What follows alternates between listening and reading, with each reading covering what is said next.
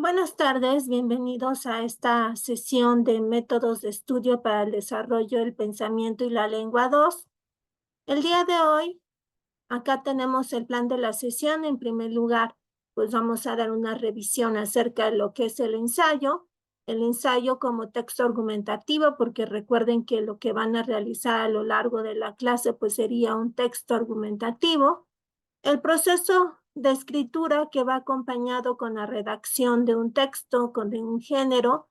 También estaría la delimitación de un tema, que sería otro proceso fundamental cuando nosotros redactamos cualquier tipo de texto, y de hecho también dentro de investigación encontramos una parte importante también denominada delimitación del tema, en el cual pues nosotros tenemos que ser muy concretos cuando seleccionamos el tema, porque nos vamos a dar cuenta de que es mejor seleccionar un aspecto pequeño en lugar de un aspecto demasiado extenso.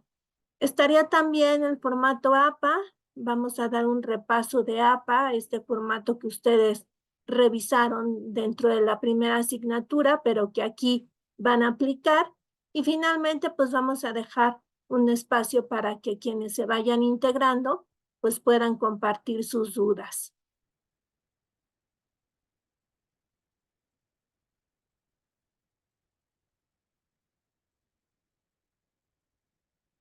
¿Qué sería un texto académico? Se trata de una producción escrita en el ámbito de la educación superior de pregrado, grado o posgrado. También se entiende por texto académico a publicaciones, libros de texto, por ejemplo, escritos por profesionales destacados de las diversas ramas del saber y por investigadores de las diversas disciplinas. Desde el punto de vista del estilo, un texto académico se caracteriza por ser claro, por ser objetivo, por ser preciso, y desde el punto de vista lexical, cada disciplina desarrolla una terminología o lenguaje especializado. De hecho, por eso es un tanto complejo, ¿sí? Cuando nosotros iniciamos el estudio de alguna asignatura o cuando estamos recién inscritos en la universidad y nos damos cuenta de que se utiliza una terminología completamente diferente a la que usualmente usamos en nuestra vida cotidiana, pues resulta un tanto complejo al inicio. Conforme vamos avanzando, pues nos vamos acostumbrando a esta terminología, vamos aprendiendo más acerca de la terminología y por lo tanto se hace más sencilla la comprensión de textos escritos, la comprensión de diferentes lecturas que debemos de realizar a lo largo de nuestros estudios universitarios.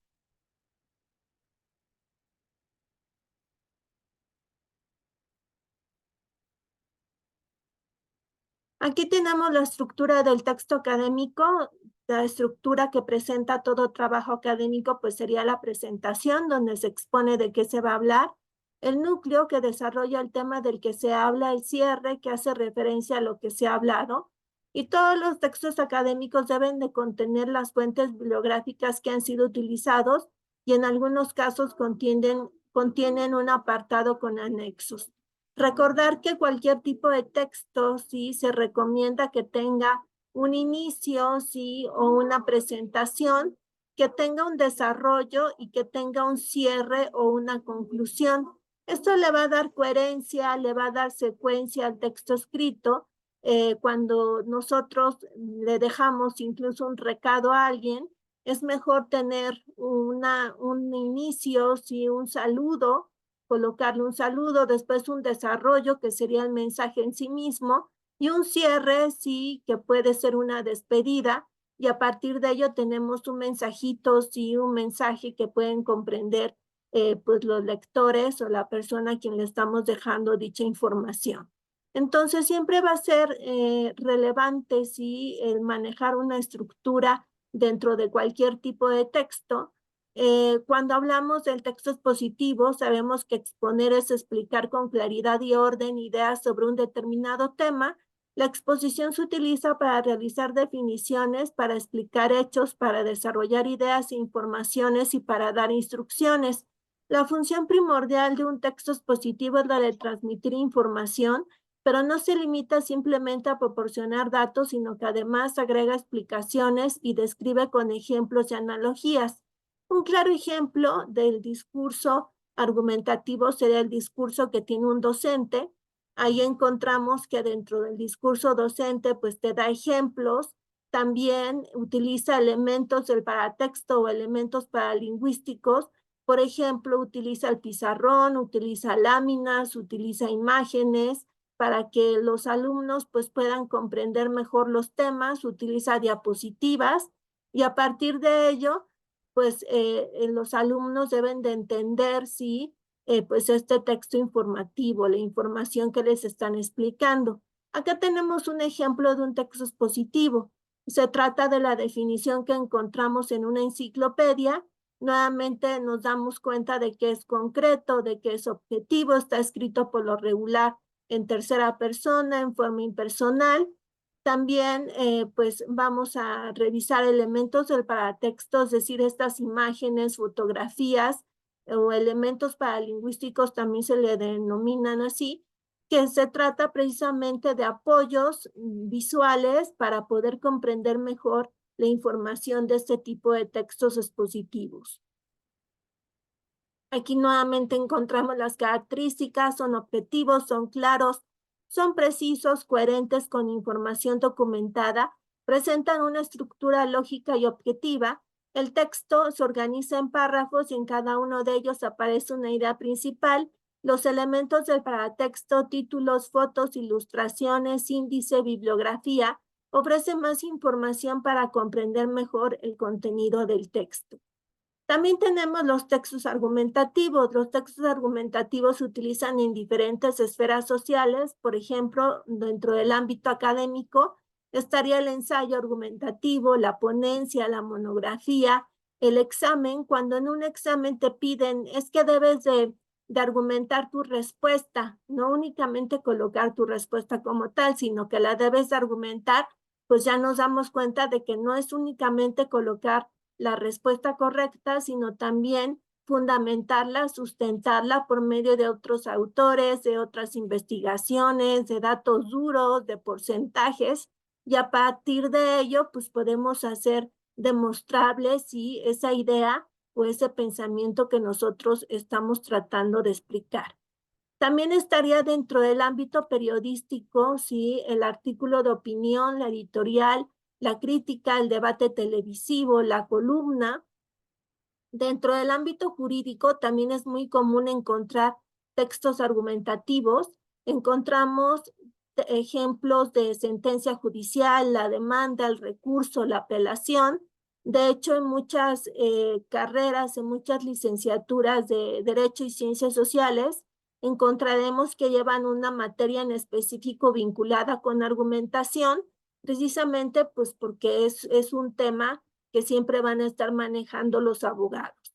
Dentro del ámbito publicitario encontramos ejemplos de textos argumentativos como el aviso, el anuncio, el afiche, el folleto.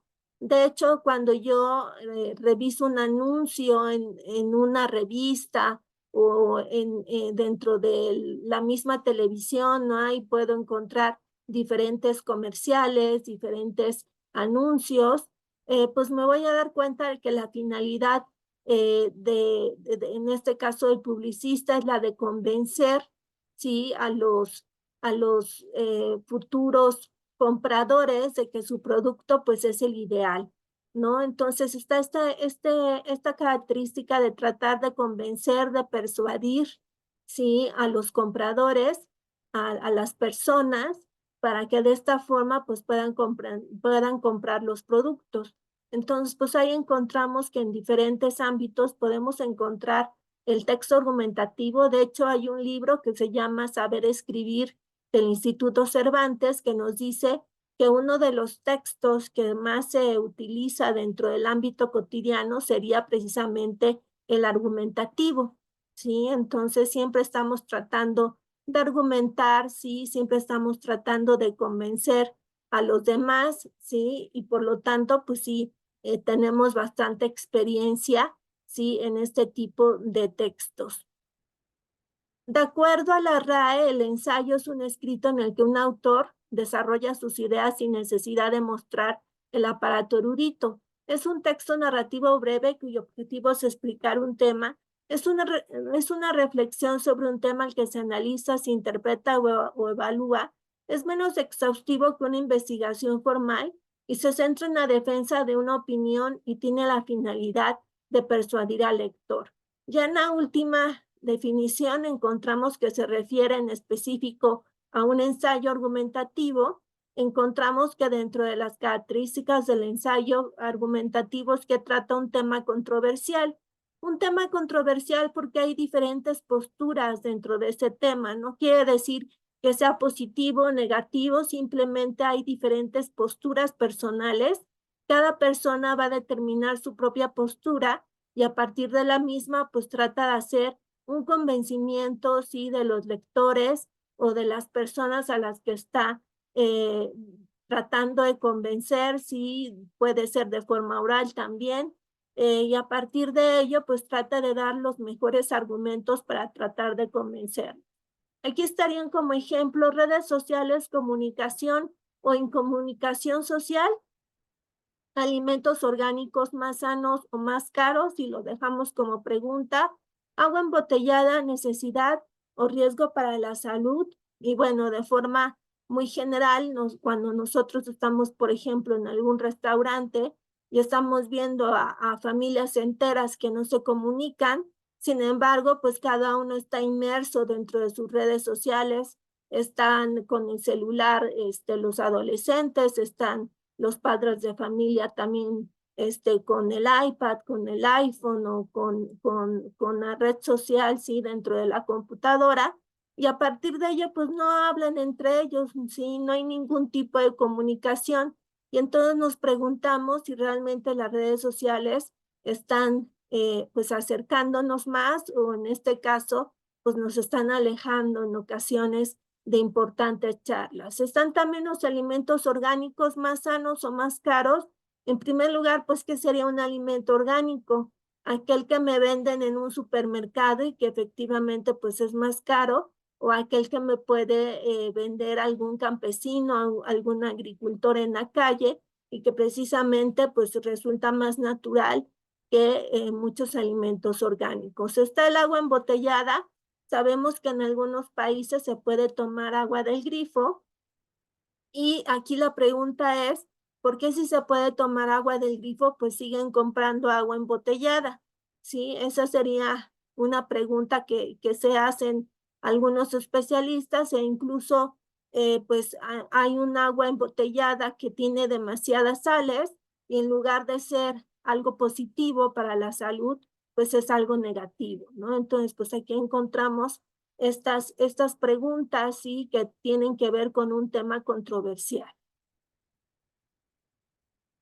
El texto argumentativo, sabemos que la argumentación es una forma de expresión mediante la cual se presentan opiniones, hechos o ideas sobre un tema expuesto con el propósito de convencer o persuadir.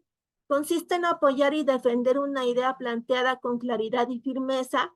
El tipo de relación existente entre las ideas de una argumentación puede ser, por ejemplo, de causa-consecuencia, es decir, estás ahí determinando si la causa de ese problema, las consecuencias también, consecuencia causa, definición ejemplo. Entonces empiezas dando una definición a lo mejor de un concepto y después empiezas a ejemplificar si la problemática que se está suscitando de problema consecuencia, está señalando el problema y también las consecuencias que se están provocando. Entonces encontramos ahí, sí, diferentes ideas que se pueden realizar dentro de una argumentación. Están los elementos de la argumentación, está la tesis o hipótesis, que es el punto de vista que se tiene sobre un tema, es el punto de partida en una argumentación, no necesariamente verdadera y puede ser debatible. Y aquí tenemos un ejemplo. Ana no debería de beber alcohol. Si yo estoy emitiendo este mensaje, pues simplemente me puedo quedar con esta misma idea. Si alguien me pide sustentarla, pues si no quiero, no tendría por qué sustentarla. Sin embargo, si me piden hacer un argumento, pues debo de colocar otros elementos argumentativos para poder convencer o para poder persuadir a los demás. Están las premisas, que son afirmaciones mediante las cuales ofrecemos las razones para defender nuestro punto de vista. Esta afirmación podría ser: Ana está embarazada. Entonces, pues ahí estaría una de las primeras afirmaciones, ¿sí? Mediante las cuales estoy tratando ya de defender mi punto de vista. Sin embargo, esto no es suficiente y necesito una garantía. Garantía es el vínculo que une la tesis con las premisas, es decir, explica las razones que avalan la tesis, y entonces empiezo a explicar como tal que una mujer embarazada debe cuidar su alimentación, ya que el bebé recibe todo lo que la madre ingiere. Esto no es suficiente dentro del ámbito argumentativo y todavía se necesita de un respaldo. Un respaldo, que son los elementos o información que apoyan a la garantía. Y puedo decir que, de acuerdo con las estadísticas de la OMS, el 80% de los hijos de madres que han bebido alcohol durante el embarazo presenta problemas de peso o tamaño al momento de nacer. Entonces aquí me doy cuenta de que ya no se trata únicamente de lo que pienso, de lo que piensa pues la sociedad en general, de una idea que se puede estar manejando por medio de la garantía, sino que ya la estoy fundamentando, ya la estoy sustentando por medio de datos estadísticos de la Organización Mundial de la Salud. También estoy utilizando pues una investigación que maneja un porcentaje, es decir, maneja datos duros, y a partir de ello, pues ya me voy más a la segura, sí, con datos que se pueden corroborar, que se pueden comprobar, y a partir de ello, pues estoy elaborando una argumentación. Entonces, serían elementos que contienen la argumentación. Sabemos que la argumentación sirve para desarrollar temas que se presten a controversia, y su objetivo fundamental es ofrecer una información lo más completa posible, a la vez que intentar persuadir al lector mediante un razonamiento. Aristóteles consideraba ya dos partes necesarias del texto argumentativo, que sería la premisa y la prueba, la evidencia. En la actualidad existen otros modelos argumentativos modernos que se basan en el de Aristóteles, y sería, por ejemplo, el modelo argumentativo de Toulmin. Toulmin fue un matemático que enseñó en universidades norteamericanas. Su trabajo más ampliamente citado fue Los usos de la argumentación, publicado en 1958, en el cual estableció un modelo de argumentación que consta de 6 partes, a través de las cuales pueden ser analizados los argumentos. Hay diferentes modelos argumentativos.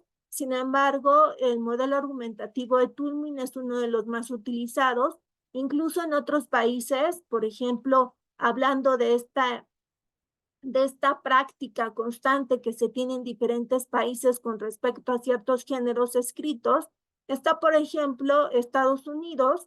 Ahí se le da mucha importancia al debate argumentativo, y vamos a encontrar que se utiliza desde niveles básicos, se utiliza el modelo argumentativo de Toulmin. De hecho, los niños de primaria utilizan ya este tipo de modelo argumentativo para poder realizar argumentos.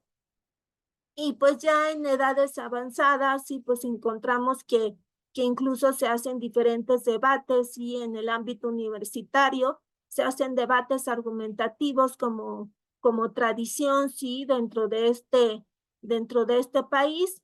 Y bueno, se puede decir que aquí en México pues hace falta pues darle un poco más de énfasis precisamente a la argumentación. El alumno o el educando necesita saber que hay otros medios, ¿sí?, con los que se puede comunicar, con los que puede dialogar, incluso puede debatir, en lugar de llegar a la fuerza física, ¿no? Entonces, pues eso sería muy importante, por ejemplo, para los adolescentes, y el dejarse llevar por la razón, por la lógica, en lugar de otro tipo de actividades, pues que tienen que ver con agresividad. Entonces, pues ahí encontramos, sí, este modelo argumentativo de Toulmin. Están los elementos del modelo argumentativo de Toulmin, está la evidencia, que serían los datos y las bases, es decir, la información general que te dan acerca de un tema, y sería como una especie de contextualización, ¿sí? el autor te empieza a decir una serie de datos, una serie de problemáticas, te la empieza a describir como tal. Está la opinión, que sería la tesis, es decir, esta afirmación, esta conclusión. La pregunta que tendríamos que contestar es: ¿qué voy a defender cuando yo voy a realizar algún argumento? El cualificador modal, que indica la certeza o la probabilidad de la opinión. Algunos modificadores modales son quizás, seguramente, probablemente, la mayoría, tal vez, afirmativamente, posiblemente, es decir, se trata de un adverbio modal. Está la garantía, que sería una justificación, una regla general. Aquí la pregunta que tendría que hacerme es: ¿por qué sostengo dicha tesis? El respaldo, que serían los datos que apoyan la garantía. Aquí la pregunta que tendrías que hacerte es: ¿en qué me apoyo para sostener mi garantía? En bibliografía, en autoridades, en experiencias personales, en sentido común. La limitación, que serían las posibles objeciones y alcances de la opinión, estaría como conclusión o como afirmación. Y la refutación, que sería precisamente esta limitación, que se refiere a contemplar la contraargumentación. Esta parte de cualificador modal la podemos ubicar pues de una forma mucho más sencilla dentro de la opinión. Entonces, dentro de la opinión puede encontrar si el autor está afirmando algo o únicamente está indicando una posibilidad. Y dentro de la limitación, pues un claro ejemplo lo puedo encontrar dentro del debate argumentativo.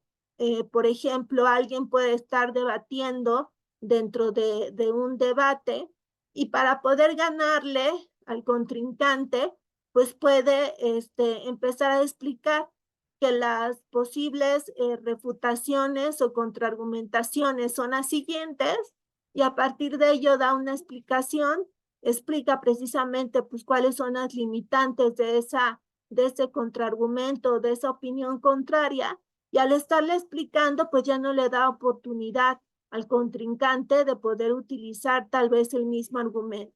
Entonces se toma más bien como una estrategia para poder ganar algún debate argumentativo, y dentro del texto escrito, pues para poder convencer a los lectores. El ensayo argumentativo tiene, al igual que otros ensayos, una estructura global interna. Está la introducción, el desarrollo y la conclusión. Obviamente, como se trata también de un texto académico, pues al final de la conclusión vamos a colocar una lista de referencias. En la introducción se indica al lector cuál es su propósito, su enfoque y acercamiento al tema. Es una de las partes fundamentales del ensayo para poder cautivar o atrapar al lector. Se hace a partir de una opinión, de una pregunta y de una hipótesis. Dentro del desarrollo encontramos la argumentación del ensayo, que permite al autor demostrar o defender su opinión. Tiene que ver con el proceso argumentativo de las ideas principales, las cuales van a ir acompañadas de citas, de ejemplos, de pruebas, que permiten lograr sustentar la tesis principal del ensayo. Y la conclusión, en donde podemos confirmar las ideas expuestas en el desarrollo del ensayo, y permite que el autor amplíe el tema o puede llegar a proponer nuevas investigaciones. Si en el comienzo del ensayo se presenta una tesis o hipótesis, es necesario desarrollarla para poderla comprobar o desaprobar a través del proceso argumentativo. Dentro de esta escritura, pues podemos encontrar el proceso, sí, de escritura, las fases de este proceso. Está la fase de preescritura, está la fase o etapa de escritura y la fase o etapa de posescritura. Esas serían las tres fases que componen el proceso de escritura. Son similares a las del proceso de lectura. Dentro del proceso de lectura también encontramos una etapa de prelectura, una etapa de lectura y una etapa de postlectura. Entonces, dentro de la etapa de preescritura, cuando yo voy a redactar un texto, pues voy a empezar a leer acerca de ese tema para poder posteriormente pues redactar acerca del mismo.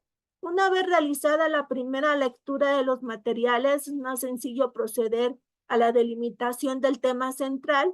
Es preferible seleccionar un único aspecto del problema investigado y estudiarlo a fondo que intentar cubrir un área demasiado extensa y no poder centrarse en ningún aspecto concreto por falta de tiempo o de una suficiente experiencia profesional. Aquí tenemos un ejemplo, sí, de una delimitación. Acá, si quiero elaborar un ensayo acerca de educación, pues si trato de hacerlo, pues seguramente me voy a pasar años o si no es posible, incluso hasta toda la vida, así tratando de terminar ese ensayo acerca de educación, porque son muchos los subtemas que yo tendría que abordar. Después, dentro de educación, pues podría yo vincularlo con algún tema que me guste. Por ejemplo, me gusta la evaluación educativa y puedo ser más concreta y decir que en evaluación sumatoria se deben de incluir la calificación de diferentes actores educativos y ser todavía más concreta y decir que la integración de la evaluación docente parental y de la autoevaluación del educando para un proceso evaluativo más justo e integral, pues sería el tipo de ensayo que voy a elaborar. Entonces, así paso de un tema muy general, que sería educación, a un tema mucho más específico, en donde únicamente voy a tomar un aspecto en particular.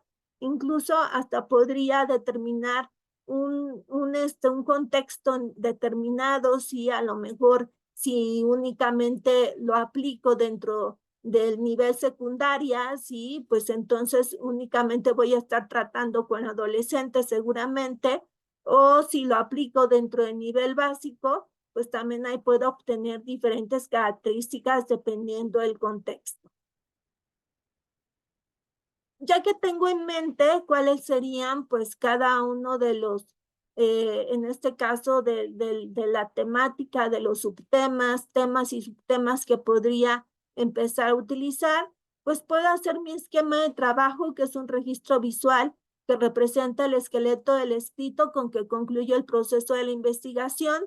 El primer esquema que prepara el investigador sirve fundamentalmente para el acopio de información.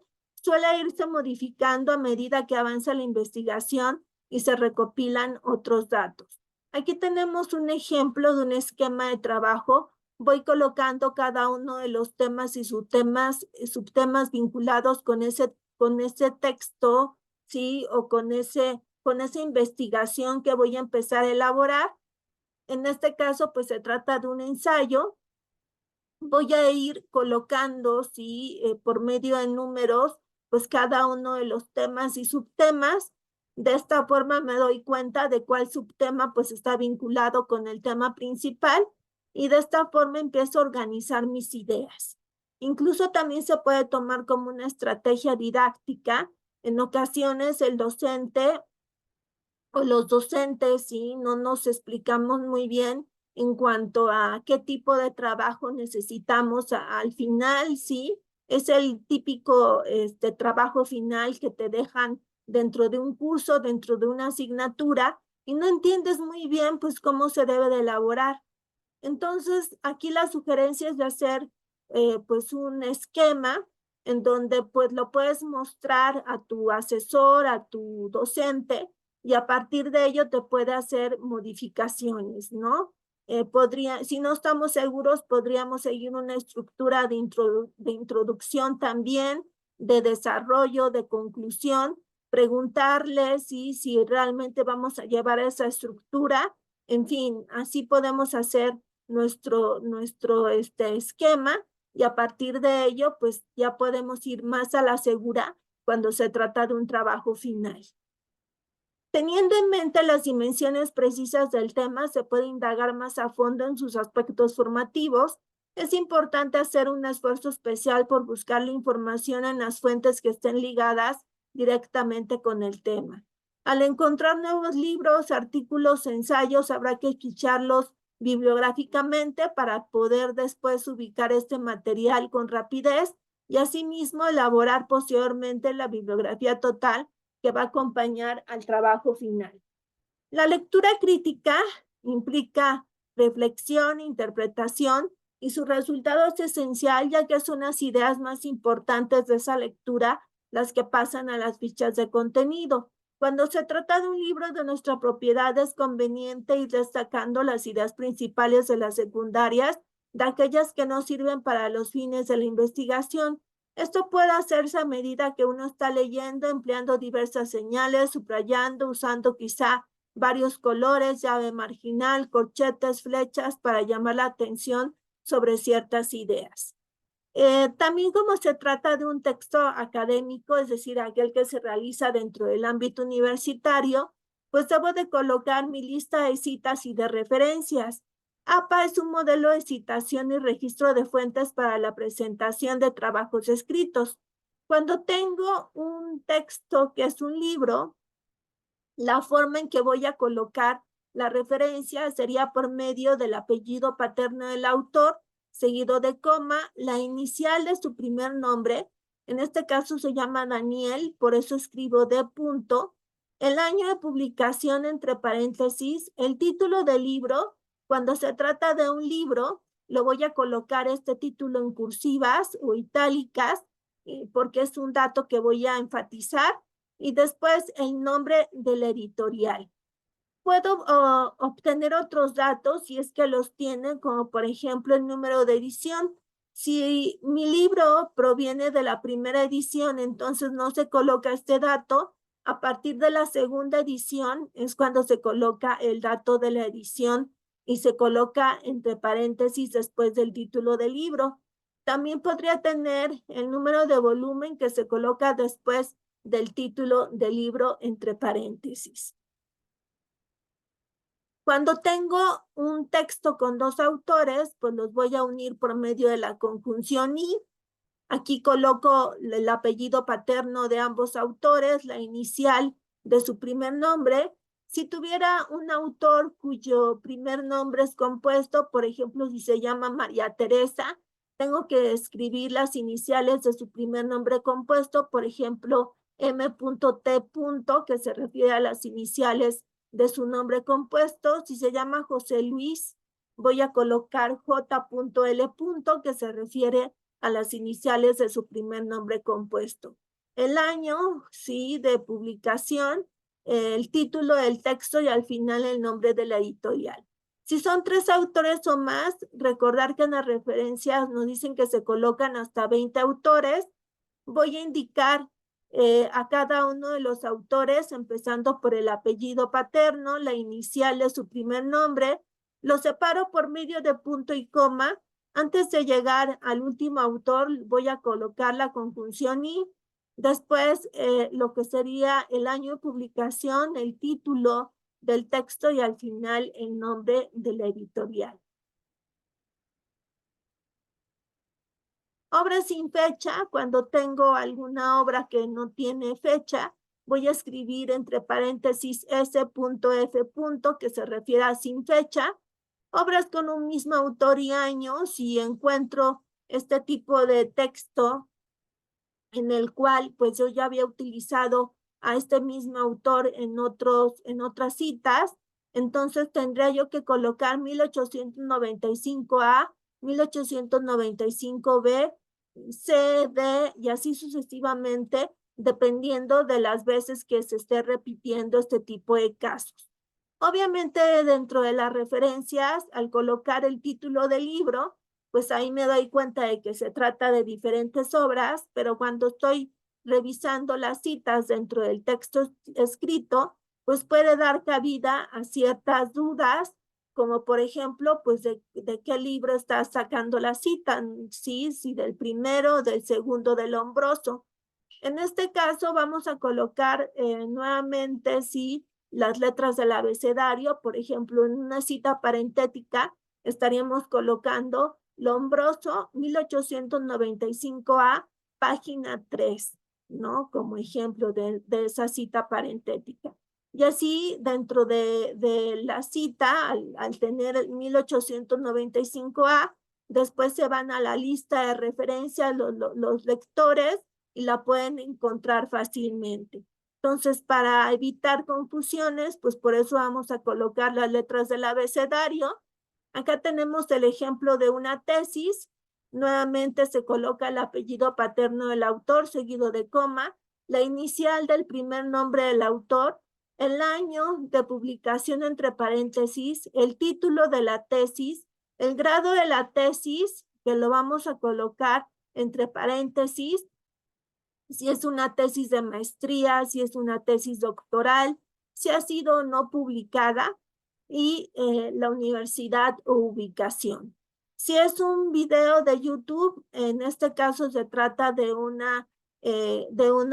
organismo vinculado con la biblioteca de esa universidad, por eso vamos a colocar biblioinstrucción. Después, el año de publicación. Si tuviéramos otros datos, como por ejemplo el número de mes, el día, lo vamos a colocar después del año de publicación, el título del texto y al final la URL en donde está ubicado este video. De una revista, pues nuevamente indicamos el apellido paterno del autor, las iniciales de su primer nombre, el año de publicación, el título del artículo, el nombre de la revista. Recordar que cuando es el nombre de la revista o el nombre de un periódico lo voy a colocar en cursivas, a diferencia de cuando es la fuente un libro, ahí voy a colocar el título, sí, en cursivas. Después el número de volumen y las páginas en donde está ubicado este artículo. En este caso está dentro de la página 37 a 50 y como se trata de un conjunto de páginas, voy a escribir pp punto que se refiere a páginas en plural. Si fuera una sola página, tendrá que indicar p punto que se refiere a página en singular. Artículo de periódico, nuevamente el apellido paterno del autor. Recordar que en APA únicamente se escribe el apellido paterno del autor. Incluso cuando estoy escribiendo las citas, me debo de referir al autor por medio de su apellido paterno. Después estaríamos colocando la inicial de su primer nombre, el año de publicación, el título del artículo, después el nombre del periódico que lo voy a colocar en cursivas y al final los números de páginas en donde está ubicado este texto. En este ejemplo nos vamos a dar cuenta que está desde la sección a la página 16, por eso tiene esa nomenclatura. Un documento en línea, pues nuevamente el apellido paterno del autor, seguido de coma, la inicial de su primer nombre, el año de publicación entre paréntesis. También si tiene una fecha de revisión, me puede servir como el año de publicación, el título del trabajo, después el número de revista y al final lo que sería la URL. Entonces, así puedo estar colocando un documento en línea en general. Las referencias se van a presentar ordenadas alfabéticamente por medio del apellido paterno del autor. Si tuviera un autor cuyo primer apellido es Zárate, lo voy a colocar hasta el final de la lista de referencias. Si tuviera un autor cuyo apellido es Aguilar, lo voy a colocar al inicio de mi lista de referencias. Si yo coloqué una serie de referencias es porque estuve utilizando citas dentro del desarrollo del texto escrito. Estarían las citas textuales cortas, que son de 4 líneas o menos, serían unas 40 palabras que pueden ser incorporadas en el texto utilizando comillas dobles para indicarlas. Las citas largas, que se separan del texto por un espacio a cada extremo y se tabulan desde el margen izquierdo. Aquí no hay necesidad de usar comillas. Aquí tenemos un ejemplo de una cita textual corta. Voy a indicarla entre comillas dobles, ¿sí? Después al final indico una cita parentética. ¿Por qué se le llama cita parentética? Porque los datos de la fuente los voy a indicar entre paréntesis. Los datos que lleva la cita parentética sería el apellido paterno del autor, seguido del año de publicación y el número de página o de párrafo. ¿Por qué nombro el número de párrafo? Porque en ocasiones Al ser una página web, pues no voy a tener, pues obviamente la paginación o los números con página. Por lo tanto, o las páginas, ¿no? En general. Entonces, por lo tanto, debo de enumerar cada uno de los párrafos e indicar el número de párrafo en donde está ubicado esta frase o esta idea que voy a citar. Entonces, así es como se utiliza el número de párrafos. Se escribe par y el número de párrafo de donde se sacó la información. Estaría la cita textual larga. Acá tenemos este ejemplo. Vamos a escribir apellido paterno del autor, seguido de et al, que significa y otros. Este et al se utiliza cuando tengo más de 2 autores. Entonces, para no repetir a todos los autores, sí, pues voy a utilizar el primer apellido del primer autor que se encuentra dentro del texto, en este caso es Ainiano, después et al, que significa y otros, el año de publicación entre paréntesis, 2 puntos y aparte, dejo un espacio o sangría y empiezo a copiar tal cual el fragmento o idea que voy a citar. Al ser una cita textual larga, pues estaríamos hablando que son más de 4 renglones y al final indico el número de página en donde está ubicado este texto, sí, este fragmento. Recordar que las citas textuales, al ser textuales, pues debo de colocar siempre el número de página o el número de párrafo. Está la cita parafraseada. En la cita parafraseada, pues podría omitir el dato del número de párrafo porque podría estar parafraseando la información de todo un texto. Aquí voy a colocar el apellido paterno de ambos autores, como en este ejemplo, el año de publicación y después pues coloco la cita parafraseada. Se llama parafraseada porque la voy a explicar con mis propias palabras. Entonces hago una explicación de la idea con mi propio lenguaje y a partir de ello pues espera que el lector pues lo pueda entender de una forma mucho más sencilla. ¿Sí? Si hago un texto, por ejemplo, de divulgación científica, es importante este tipo de cita parafraseada para que puedan entender todos los lectores, a lo mejor ciertos procesos que tienen que ver con mi licenciatura, con mi carrera, y para que me pueda comprender la mayoría de las personas, pues utilizo citas parafraseadas. Y hasta esta etapa de posescritura sería la última etapa, sí, del proceso de escritura. Aquí voy a verificar errores ortográficos, signos de puntuación, grafías, muletillas. Voy a revisar si los márgenes, los títulos y los párrafos están bien marcados, si son claros los esquemas, los gráficos y las columnas, si el texto da lo que el título promete, si está correcta la estructura del ensayo, si la propuesta del escrito destaca con claridad, si en cada párrafo se presenta una idea principal, si hay suficientes datos para reforzar la propuesta, si las ideas son claras para el lector, si es comprensible el hilo del discurso a través de conectores, si existe una jerarquía de ideas y si se mantiene la atención del lector. Y pues bueno, aquí llegamos a esta etapa de dudas generales. No sé si tengan alguna duda, alguna pregunta de lo que hemos tratado o no sé si tengan alguna duda con respecto a las actividades que van a realizar en esta semana.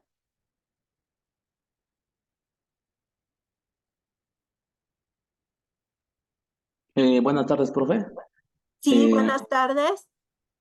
bueno, yo quería preguntar, bueno, yo vi ahí información en internet. Bueno, me metí a Google para buscar los autores, pero hay unos autores que no tienen el año. Bueno, no ponen el año más bien. Entonces, no sé si ahí tendríamos que buscar otra información donde aparezca toda la información que es el nombre, el año y ¿qué otro? Perdón. El título del texto. Ah, exacto, el título del texto.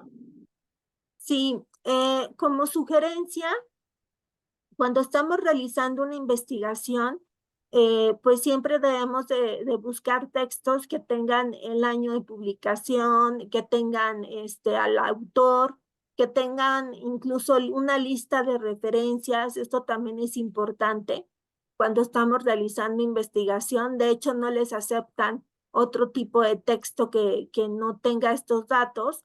Sin embargo, cuando están haciendo alguna actividad, cuando están haciendo alguna tarea, que les dejan, pues sí pueden utilizar este tipo de textos.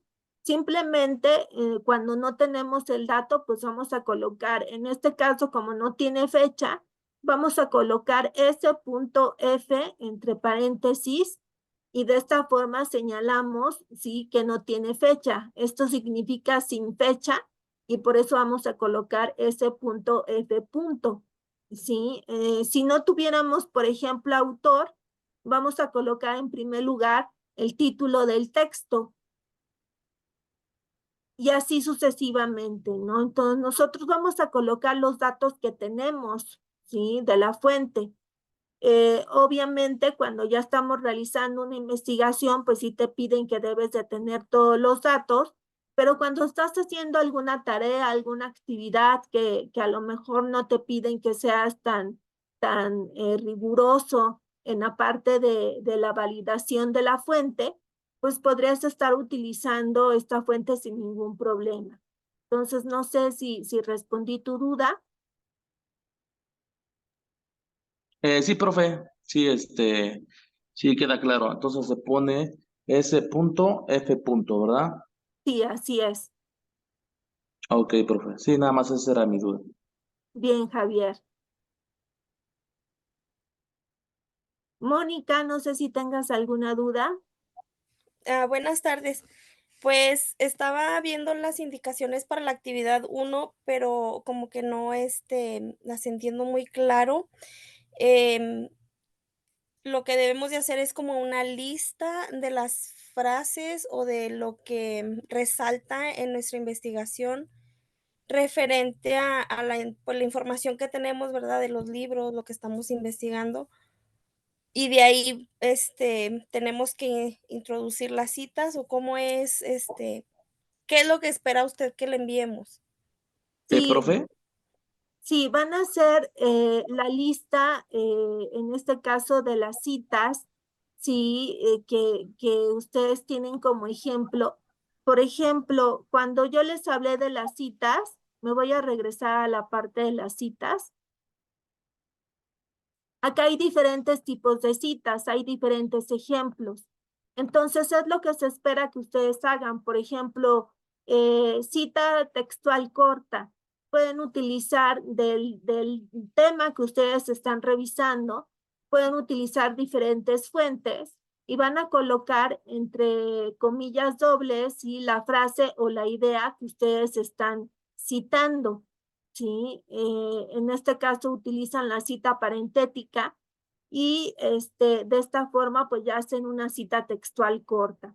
Entonces van a colocar, tal y como estoy yo colocando estos ejemplos, ustedes también van a colocar sus ejemplos de cita textual corta, cita textual larga o cita parafraseada. ¿Sí? Es lo que se espera que ustedes realicen.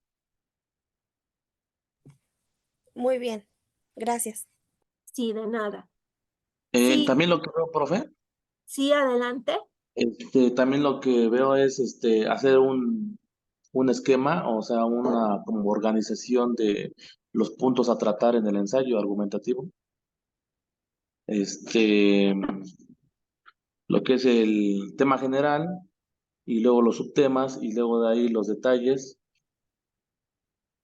Así es, se hace el esquema, ¿sí? Y para ello, pues vamos a organizar nuestras ideas, ¿no? Entonces, se espera que organicen ya sus ideas con respecto a cómo van a elaborar precisamente esta parte, ¿no? De la elaboración del texto. Entonces, ustedes ya saben ahorita la estructura del ensayo, que lleva una introducción, un desarrollo y una conclusión, pues ya esas partes las van a colocar, sí, dentro de su texto argumentativo. También, pues ya saben las características del texto argumentativo, que tiene esta finalidad persuasiva, esta finalidad de convencimiento por parte del autor del texto, pues también la van a colocar dentro de su ensayo argumentativo.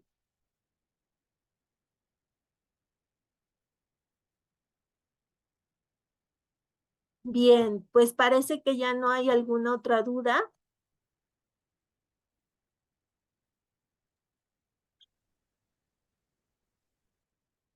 Pues muchas gracias por estar dentro de esta sesión, Javier, Mónica. También les voy a comentar a los alumnos que van a estar revisando esta grabación, que si tienen dudas se pueden comunicar conmigo a mi correo electrónico de gabriela.centeno@upaed.mx. De esta forma, pues pueden externar sus dudas, sus comentarios. También, Javier, Mónica, les quiero dar las gracias por estar dentro de esta sesión. Es muy importante que estén siempre en contacto permanente con sus asesores, porque de esta forma, pues pueden estar resolviendo sus dudas. Muchas gracias, Javier, Mónica, por tomarse el tiempo, sí, la molestia de estar dentro de la sesión. Espero que tengan una excelente tarde. Muchas gracias, profe. Excelente tarde igualmente. Gracias, profe, por Javier. su tiempo. Gracias. Gracias, Mónica, que estén muy bien. Sí, hasta la próxima. Gracias. Hasta la Sí, gracias. próxima. Hasta Hasta luego. luego.